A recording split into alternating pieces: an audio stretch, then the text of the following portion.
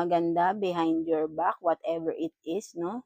Kung binetray ka pa nito, no? So, maybe nalaman mo na rin talaga ito and then siguro, nagsisisi naman siya, no? Nagkaroon ng separation sa inyo and then nagbumabalik itong tao na 'to at nangangako na naman siya sa iyo na magiging maayos na raw this time, no?